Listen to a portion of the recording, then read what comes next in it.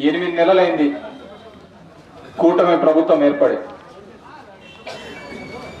ఇచ్చిన ప్రతి హామీని కూడా తుంగలేకి తొక్కుతూ ఏమాత్రం కూడా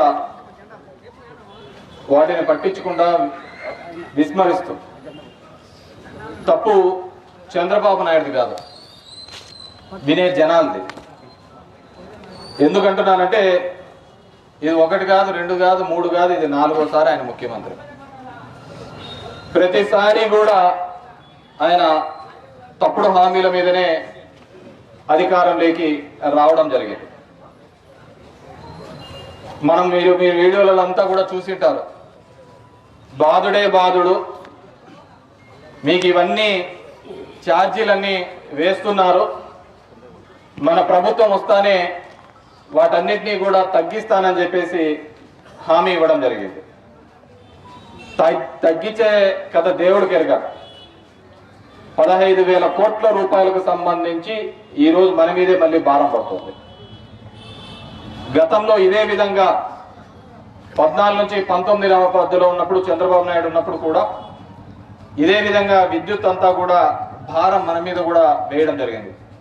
చాలా మందికి తెలుసు, అప్పుడు సర్పంచులు కానీ మున్సిపాలిటీలో ఉన్న వాళ్ళందరికీ కూడా ఆ కరెంటు అంతా కట్టడం కానీ 15th ఫైనాన్స్ డబ్బులంతా దానిలోకే పంపించేవాళ్ళం. అదేవిధంగా విద్యుత్ కొనుగోలులో కూడా బయట 4 రూపాయలకు తక్కువ దొరుకుతుంటే ఈయన 4 రూపాయల 50 పైసలు కొనేవాడు.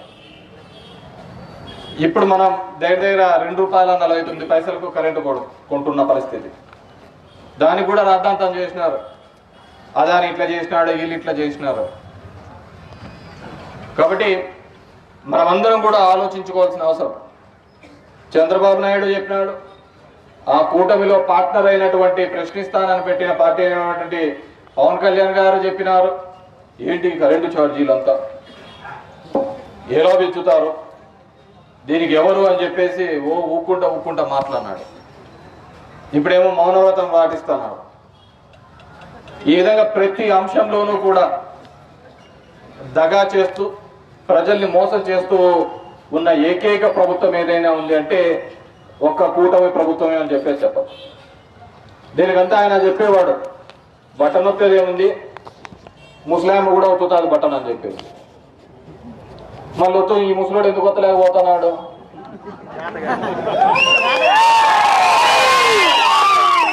అప్పుడు ఒత్తడానికి ముస్లాం కూడా ఒత్తుతుంది, బటన్ ఒత్తడం పెద్ద కష్టమైన పనేం కాదు, అది ఏ ముస్లాం అయినా ఒత్తుతుంది. మరి ఈ ముస్లాం ఎందుకు ఒత్తలేకపోతున్నాడు?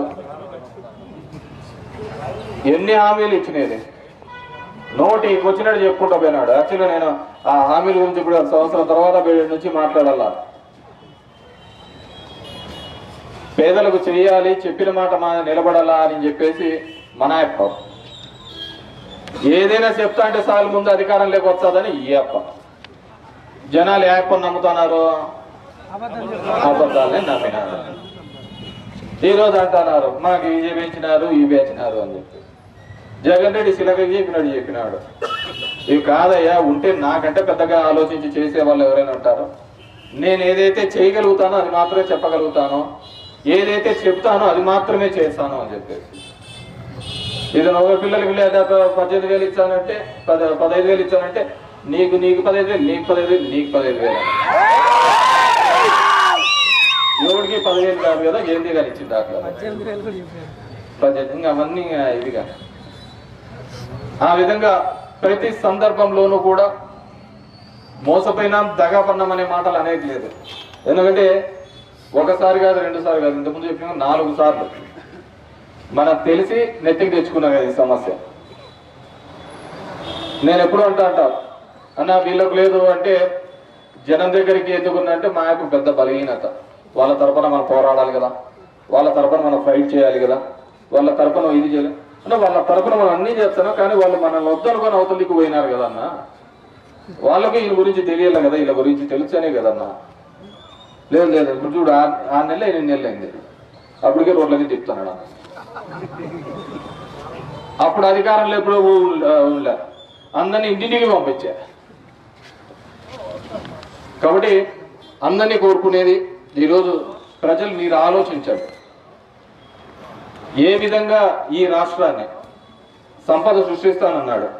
నాకు తెలిసి మనకేమో లక్ష కోట్లకు ఇచ్చినాడు, మనకు లక్ష కొట్టినాడు. అతని సంపద ఆ విధంగా ఉంటుంది. నోటికి వస్తే అబద్ధాలు, ఆ సందర్భాన్ని దాటేసుకుంటా పోతాం. మనకు అంతే. నేను ఎప్పుడు చెప్తుంటే ఒక రాజు కథ, అతడు రాజు నీకు 1000 ఏనుగులు బలం అంటే బంగారం ఇమ్మంట అంటాడు. ఇంకా నీకు కొండంత బలం ఉందంటే బంగారం అడిగితే నువ్వు చెప్పినది అబద్ధమే, నేను చెప్పినది అబద్ధం, ఇంకా బంగారం అనేది ఎక్కడ ఉండదు అని చెప్పి. అట్లా కూడా మన యొక్క పరిస్థితి. నీకు చెవులకి ఏది బాగుంటుందో అది చెప్పుకుంటా పోయినాడు. ఈరోజు ఎస్సీ ఎస్టీ కాలనీలో మామూలుగా కరెంటు దానిలోకి పోతే అంటూ ఉంటారు, మేము ఇందిరమ్మ టైం నుంచి కరెంటు కట్టడం లేప, మాకు ఇప్పుడేం నుంచి పీకుతున్నారు అంత కరెంటు. ఇందిరమ్మ టైం నుంచి కట్టకపోయిన పీకరేమో కానీ చంద్రబాబు ఉంటే మాత్రం కట్ చేస్తారు. అంతకుముందు చూసాం ఇదే కరెంటు ఛార్జీలు ఇదే విధంగా చేసినారని చెప్పేసి బషీర్బాగ్ దగ్గర రైతాలందరూ ధర్నా చేస్తే కాల్పులు చెప్పినాడు చంద్రబాబు. ఈ సంపద సృష్టి ఇవన్నీ కూడా డొల్ల, అన్ని అబద్ధాల యొక్క మాటలు. దయచేసి ప్రజలు కూడా, ఇంకా టైం ఉంది, ఆ జమిలీ వచ్చి 3 ఏళ్లలోనూ అయిపోతుంది, గమనించండి. రాజకీయాలు అందరూ చేస్తుంటారు, ఓట్లకు వస్తుంటారు, పోతూ ఉంటారు, అందరూ చేస్తుంటారు. కానీ మనం అందరం కూడా గమనించాల్సింది ఏంటంటే, ఎవరు ఈ రాజకీయ చరిత్రలో ఒక చెప్పిన మాట కోసం పరితపించి పనిచేసిన నాయకుడు ఎవరైనా ఈ దేశంలో కానీ రాష్ట్రంలో ఉన్నారు అంటే అది ఒక్క జగన్మోహన్ రెడ్డి గారే.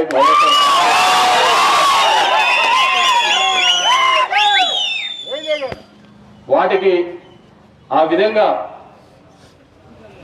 నికాచిగా చెప్తూ ప్రజలే పోతాం. నేను అన్నాను జగన్ రెడ్డితో, అన్న సత్యహరిచంద్రుడు కూడా ఇట్లాగే సత్యం నిజం చెప్పని చెప్పేసి ఆడ పోయి కాటికాబరై కూర్చున్నాడు. నిజాలు ఎవరికి నచ్చవున్నా అబద్ధాలతో పోతూ ఉంటేనే చూడు చంద్రబాబు 4 సార్లు అయినాడు, అందరినీ చేసుకుంటూ పోతున్నాడు. 30,000 మంది అమ్మాయిలు మిస్సింగ్ అంటారు. మన ఎవరు మిస్సింగ్ లేదని వాళ్ళే చెప్పారు.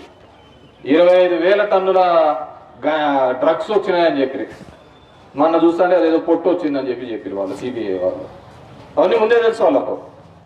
ఎలక్షన్స్ టైంలో చెప్పడం, ఎందుకంటే మనకు అవుతుందని. ఎలక్షన్లు అయిపోయినాక సిబిఐ వచ్చి అదంతా ఏంది లేదంటే ఉత్తుతాం మాట్లాడు. మరో తప్పుడు ప్రచారం చేసిన వీళ్ళనేమన్నారు. కాబట్టి మీకోసం మేము అధికారంలో ఉన్నా లేకపోయినా జనం కోసం పోరాడే నాయకుడు ఎవరైనా ఉన్నారు అంటే అది ఒక్క జగన్మోహన్ రెడ్డి గారు, వైఎస్ఆర్ కాంగ్రెస్. చాలా మంది ఇప్పుడు దానిల కోసం దీనిల కోసం అటు ఇటు దుక్కుతా అంటారు. నేను ఎప్పుడు అంటాను, ఒక మనిషికి ఎప్పుడైనా కానీ ఒక కష్టం వచ్చినప్పుడు నిలబడితేనే వాడు నాయకుడిగా ఎదుగుతాడు. కష్టాలు ఇచ్చినప్పుడు వంగిపోయి అంత బాగా జరుగుతున్నప్పుడు నేనే హీరో అంటే వాడు నాయకుడు కాదు. సో ఇలా పోయిన వాళ్ళను చాలా మంది నాయకుల్ని తయారు చేసిన పార్టీ వైఎస్ఆర్ కాంగ్రెస్ పార్టీ. ఎవరున్నా లేకున్నా కొత్త నాయకత్వంతో ముందుకు నడుస్తాం, ప్రజల తరపున పోరాడతాం, ప్రజల గొంతుకై నిలబడతామని చెప్పేసి తెలియజేసుకుంటూ, ఈరోజు ఇంత వర్షం పడుతున్నప్పటికీ కూడా ఈ కార్యక్రమానికి విచ్చేసినటువంటి రైతన్నలకు, వైఎస్ఆర్ కాంగ్రెస్ పార్టీ కార్యకర్తలకు అందరికీ కూడా మరొక్కసారి పేరు పేరున ధన్యవాదాలు తెలియజేస్తాను.